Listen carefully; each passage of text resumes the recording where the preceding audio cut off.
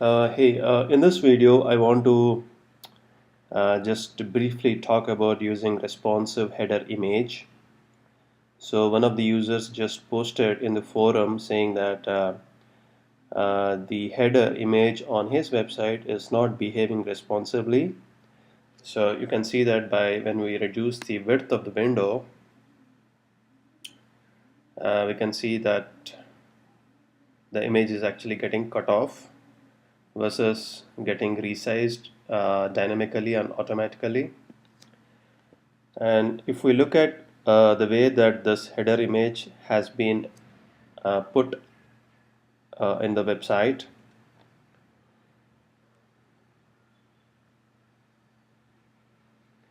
so we can see that it's being inserted using a widget SP image that would probably be something like an image widget.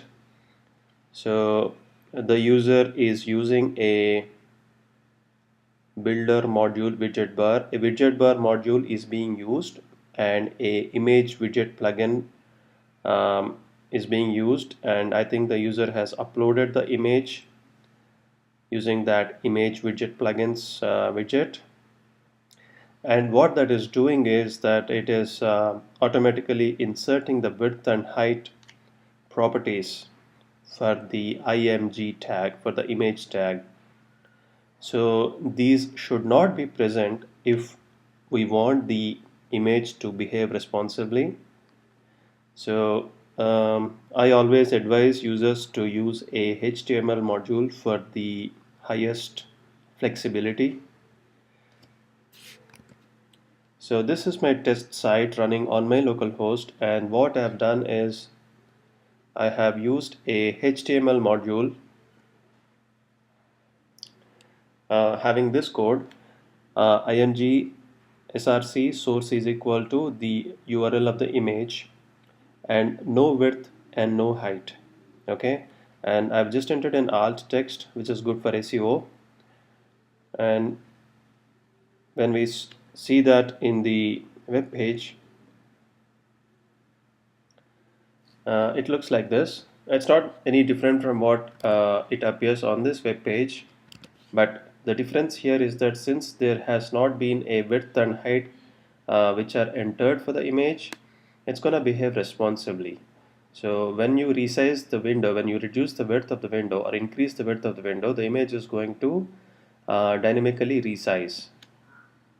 Okay, and actually I have added a small CSS code.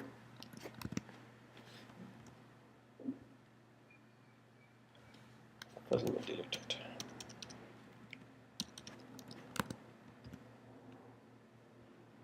Okay, so when we insert an image, when we use a HTML module, the element of that HTML module is going to have some padding.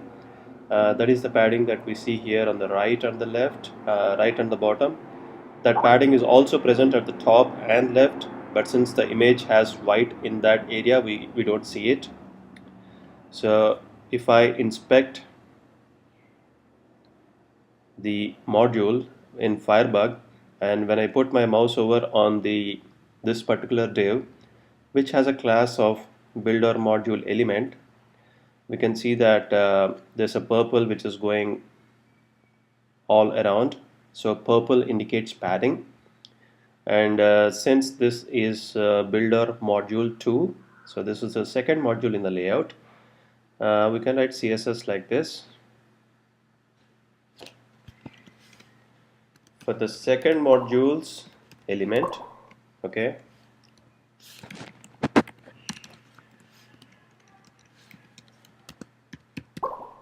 set the padding to 0. So that will delete all the padding around the element. But still, if we can see, if you notice, I'm not sure how, I'm not sure whether this can be easily seen in the video or not, but there is still some small extra white space at the bottom. To get rid of that, all we have to do is we have to set vertical align to top for the image in this module, like so. So that will move the image up and will get rid of this little extra space at the bottom. So we just copy this and put it at the end of child themes style.css and refresh, and that's it. So the summary is that when you want to have a image that behaves responsibly, do not enter a width and height values for it. Use a HTML module instead of using a widget bar module and then using a image widget plugin, which automatically inserts a width and height for it. Just use a HTML module. It is inbuilt in Builder, makes it so easy.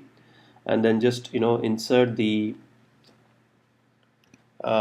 code img src equal to the URL, full URL of the image, and do not enter a width and height values. Enter some alt text and see how it looks on the web page. And if you see some extra space, just inspect that with Firebug and then write the CSS which is required to remove that padding value. And anytime you see that the image is still having a little extra space at the bottom, just set its vertical align to top. That's it. So hope you find this video helpful.